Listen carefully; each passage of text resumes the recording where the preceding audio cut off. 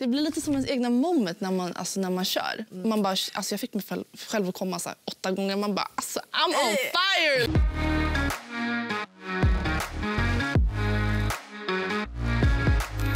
Ja, får se hur nya programledaren... Okej, så lägger den blicken någonstans. Känner ingen press. Okay. Så idag ska vi prata om kvinnlig onani. Jag har fått in en tittarfråga här. Och den undrar, vad är ert första minne kopplat till onani? Jag kommer ihåg att jag var så liten då. Alltså man hade inte riktigt koll på kanske vad det var. Så det var liksom kanske inte medvetet att man visste att man gjorde det. Men sen så liksom bara efteråt bara, oj shit liksom. Det måste så. Det var ju en bra upplevelse men väldigt så här... what the fuck liksom så. Du känner igen det? Du kan inte hålla det. Nej, jag kan inte hålla. Alltså så här, om jag nu ska vara helt ärlig, första minnet. Ni vet i så här gympasal så hade man så här när man körde typ gymnastik och så hade man så här lianer. Okay. Så man typ klätt. Alltså, okej, det här men är alltså, så här, och då minns jag att det var så här, jag skulle så försöka klättra upp. Jag var lite så här, större när jag var mindre så det var svårt för mig. Och så kämpade jag och så minns jag bara hur någonting bara alltså hände. Jag tror verkligen att jag fick så här, min första orgasm och jag var så här, jag bara släppte den och var så här och folk så här, alltså min kompis kom fram och bara, men gud, mår du bra? Slog du dig? Jag bara och jag bara oh my god, vad var det som hände? Alltså det kändes ju skönt. Ja. Och efteråt så var jag så här, jag måste testa det här. Jag har ingen aning vad som hände. Är jag magisk? Då är jag like. Men det var ju så att jag hade ju ingen aning vad som hände. Nej. Jag minns bara att det var jätteskönt. Men har du berättat det här för någon innan? Ja, alltså, såhär, för mina vänner, jag var så här, bara, alltså den där lianen. Okay, men, är det en vanlig grej? Jag kommer ihåg typ, jag gick in, jag satt på en gunga.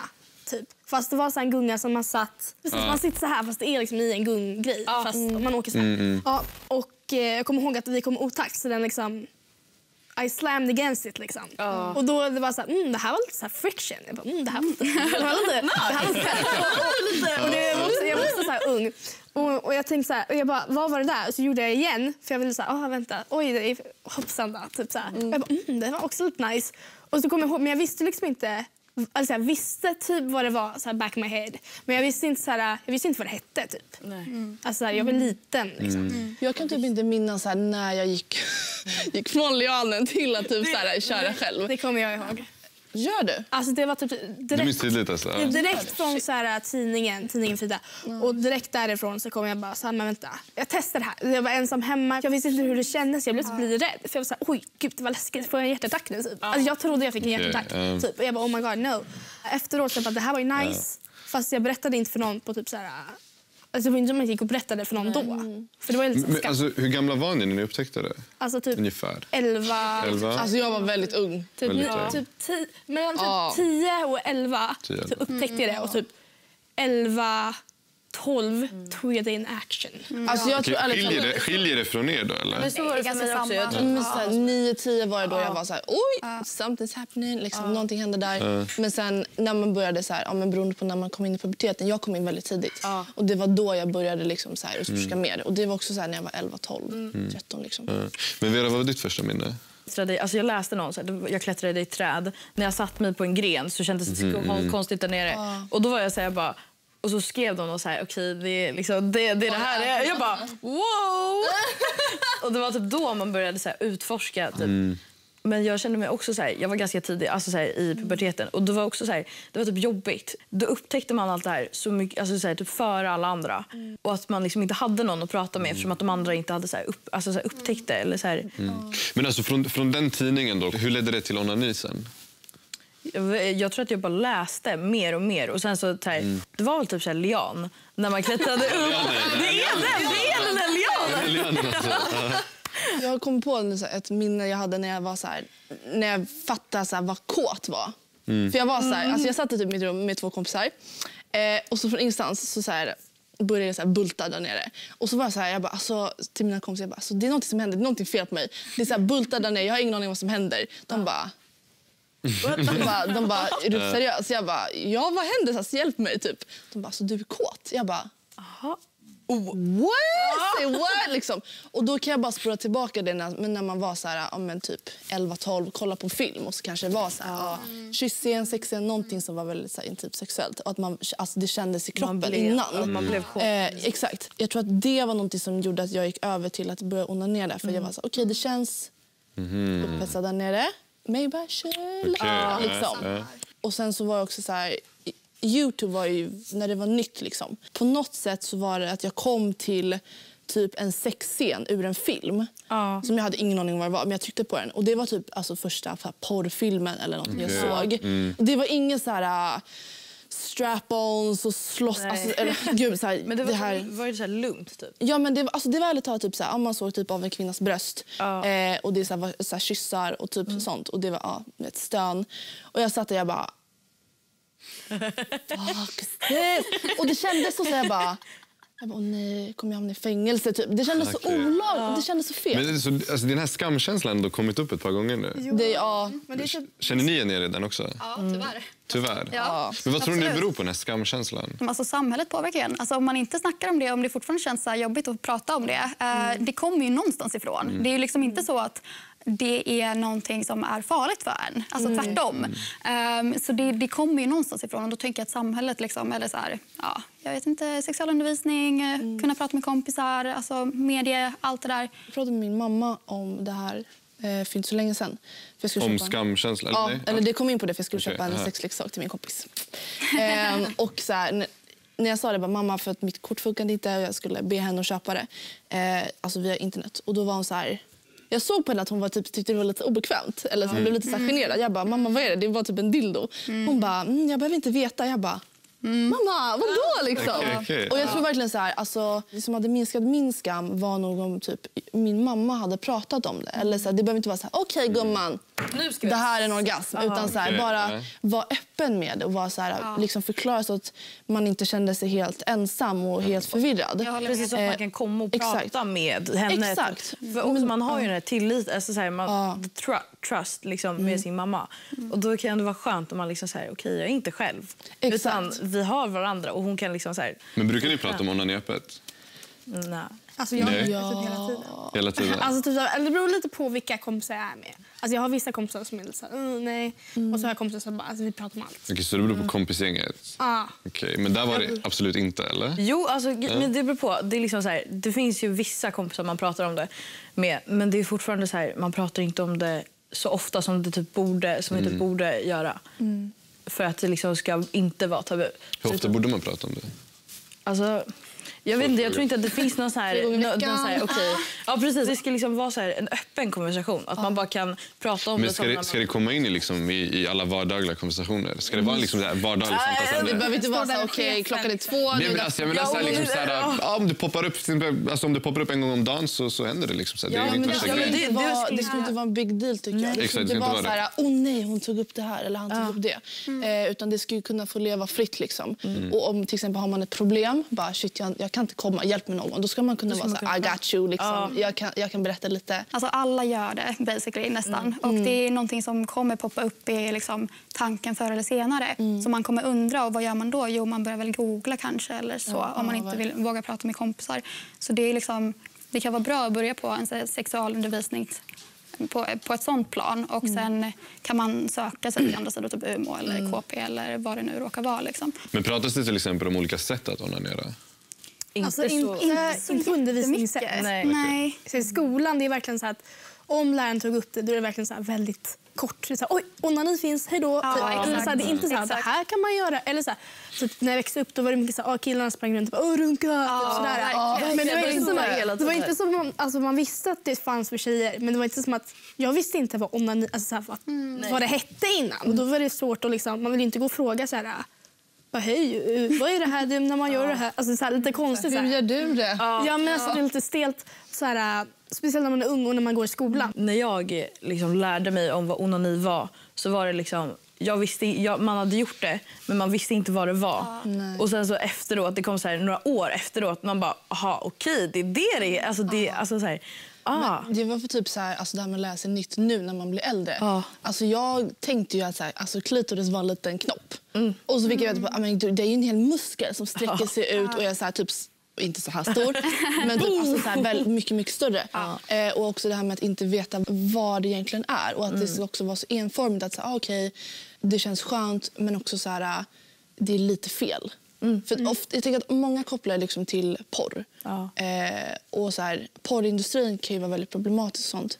Också kolla på porr är så här, har ju också varit så här. Man blir porrskadad. Men, exakt. När det kommer till så här, alltså njuta, då känns det som att det är så här, nu senaste 20 åren som man faktiskt börjar prata om så här, men okej, Kvinnor. what about us with vaginas? Alltså så här, hur kan vi få orgasmer? Hur kan vi ha det liksom nice? Och då spelar ju onanin en stor roll också. Exakt. Tycker ni att det pratas tillräckligt om liksom, olika tekniker eller tillräckligt om onani rent generellt? Nej. Kvinnlig onani? Verkligen inte. Inte? Nej. Alltså, Det beror lite på vem du frågar. För alltså, om man sitter i min typ så här tjejgrupp, så här, vi pratar om det typ hela tiden. Vi säger, men det här gör vi, känns det bra? Typ sexleksaker, typ. Vad ska jag köpa en till dig? Ska du köpa en till mig? Alltså, så här, vi är så öppna. Så här, på det sättet, så här, jag brukar köpa typ sexleksaker till mina kompisar. Typ. Och de till mig. Alltså, så här, vi bara... Ja, precis. Typ, så här, eller present eller på födelsedag, julafton. Alltså, så här, any moment given, typ lite så. Men känner ni andra igen det? Jag känner inte igen det så mycket. Men som jag sa tidigare, första gången jag pratade om onani med en kompis var först nu när jag skulle vara med i det här programmet. Tidigare har man Så inte, pratat... inte innan det? Nej, alltså sex generellt så, och kanske killar eller vad man nu gillar. Liksom, så. Men annars så har jag typ kollat... Ja, men jag är jätteförvånad. Alltså, jag hade Nej, men jag vet inte. Det är sex generellt, men inte onani. Men så har det verkligen varit för mig. Det är liksom... Det är ingenting om... Nej, men alltså, så här, jag och mina tjejkompisar har alltid haft så här... Alltså mina bästa vänner har jag haft sedan väldigt, väldigt länge. Så vi växt upp till varandra och sånt. Och vi började prata om det här väldigt tydligt. Men alltså, hur pratade ni då? Men då var det typ så här, har du man tar upp testat? det. Det var typ det. Alltså, har du testat det? Alltså visst, i filmer, spelfilmer och allt sånt där, när man kollar på det, visst, onani förekommer också, men det är ju betydligt vanligare med sex. Liksom. Så de är inte riktigt onaniscen så ofta. Nej, det finns ju typ inte. Då är det runkar. Alltså, Har du någonsin sett en kvinnlig onaniscen i en film? Jag har sett det i en serie, men den blev interrupted av en man som kom och gjorde liksom, och det slutade till annat. Okej, men är det skillnad att prata om sex och att prata om onani? Det känns på ett sätt nästan mer intimt och mycket mer privat. Och lite hemligt typ. Ja, lite undercover. Hemligt, tänker du? Ja, men det är typ så här, okej, det är vi. Eller så här, om man nu pratar med sina kompisar. Jag gjorde inte det, men det kändes så här för mig att det var så här, okej, det var min lilla sak typ. Att jag inte riktigt delade med mig om det, för att det var liksom så här. Men när man väl onanerar så är det lite så här, det är ju hemligt. Det är så här, för det är ingen som är där. Alltså när man har sex så är det ju en annan person i rummet. Och då vet alla så här, men båda vet vad som händer, liksom, it's going. Liksom. När du onanerar, då är du ju själv. Det är ingen som vet om det. Och då är det så här, ska du dela med dig av det du gjorde som ingen vet om? Privat. Det är så här, och så intimt. Det blir lite som ens egna moment när man kör. Man bara, alltså jag fick mig själv att komma så här 8 gånger. Man bara, alltså, I'm on fire! Liksom. Och det kan jag snacka om med mina vänner om. Bara, alltså, jag kom så mycket igår. Det är också någonting som man kan inkludera i sexet. Alltså någonting som man faktiskt kan inkludera i när man är 2 personer. Alltså onani då? Ja, onani. Okay. Och det kan ju faktiskt hjälpa också. Alltså, för att om man pratar om så här kvinnliga versus manliga orgasmer. Det är ju rent statistiskt är det ju så att kvinnor kanske har lite svårare att få en orgasm när man har sex med en kille. Så. Men att man har lättare att komma när man tar på sig själv. Och då kan man ju liksom, alltså det är ganska hälsosamt att ändå kunna liksom prata om det, känna att man inte gör fel om man gör det, för alla gör det basically. Och sen kunna liksom våga inkludera det, eller typ så här, våga så. Jag tycker det här att tjejer har svårare att komma under sex. Det måste ju också liksom på något sätt ligga i att killar inte vet hur de ska göra. Ja. Alltså de vet inte. Det är liksom så här, Berätta. Du måste fortsätta. Du har öppnat den. Kör. Alltså, det är få som vet vad de gör. Ja, Det är få? Okej. området. Och sen så när man ska så här, typ, om man blir fingrad så bara så här, okej, vad är det här? Man bara, what the fuck are you doing? Men det är så bra att inkludera det, för då kan man faktiskt visa, man kan testa, man kan... Men det är svårt att göra det med en one night stand. Så här, någon kille bara kommer bara, det här ska vara så bra, det ska gå snabbt och det ska, han vill liksom att vi ska komma på typ 5 minuter. Typ, så här. Han tänker typ att vi bara stoppar in den eller så nej, okej, det funkar inte. Så vi måste fixa lite innan. Och så, Du känner det där? och så bara, okej, jag kan fixa innan, det här blir skitbra. Och så liksom det här eller det här. Men de är så här, många är så här porrskadade, alltså ärligt talat. Och så, bara, nej men alltså på tror ni det? Varför tror ni det? Ja. det är så sjukt. Alltså folk typ så här slår och de bara och man bara alltså bro, det där gör ont. Då folk så, killar som ser det, de bara okej. Så det är så här man har sex? Ja. Och så bara... Ja, men då tänker jag så här 1, 2, 3 klart. Ja. Man bara, det är inte så how it fort. works. Okej, men vad är det tips till de här killarna då? Alltså det är lita mycket. inte på porr. Alltså, bullshit. Och prata med den du ska ha det med. Verkligen, kommunikation is key. Ja. Alltså, Herregud, ni sa det samtidigt. Great minds think alike. Fråga vad hon vill, alltså så här, vad hon tycker är skönt. Och ta det lugnt. Alltså, om vi säger till att det här är dåligt. Eller så här, det sucks kanske min då kanske man inte ska bara... Men gå inte och gråt utan liksom bara okej. Jag tar det slow och liksom, lyssna på vad vi säger. Och, alltså, så här, bli inte sur. Typ. Alltså, vissa killar blir sura. Bara, men deras ego blir typ så här sårade. De bara, va? Gjorde du fel? Man bara, gubben, you did wrong. Liksom. Vissa får ju det här the talk kring sex. Till exempel med sina föräldrar. Men har ni fått någon så här the talk kring onani med föräldrarna? Nej. Men så här, Har ingen fått det? Nej, Alltså, Kör. för mig var det i alla fall så att jag kommer ihåg när jag var liten, alltså typ så här 9 kanske, så kom man med en så här pamflett om typ så här puberteten. Det var det. Hon bara, du kan väl läsa igenom det här. Sen gick hon liksom. Och jag bara, okej. Det var ett tag liksom. Och det var det. Det var det liksom. Vi har inte pratat om något sånt liksom efter det heller. Och det är väl det som gör att det blir lite så här skambelagt och så vidare. Att man känner att men om hon tycker det är så jobbigt att prata om det så kanske det är jobbigt liksom. Då kanske inte jag ska prata med vänner om det, eller då kanske jag inte ska ta upp det. det är så att du vill inte prata onani med din mamma liksom. Alltså jag eller både jag är ganska öppen med mamma, men det är så här, jag vill inte prata om det nu. Hellre pratar jag om sex än onani med henne. Och jag är ändå väldigt öppen. Alltså, onani är väldigt så här, mamma igår gjorde det här. Gör du så här? Alltså det är lite... Okej, men alltså, det är mamma. Vad händer med papporna? Nej, alltså, Stor gräns. Grejen är så här, typ, jag hade mer ett så här, the talk med typ, min pappa. Så här, jag har alltid så här, frågat öppet om det, men det är också för att mina föräldrar har gjort det så jag kan alltid fråga om allting till dem. Så jag minns så här, jättetydligt när jag var typ så här, 8 eller 9 och satt i bilen med mamma. Och så var jag så här, bara, vad är sex typ?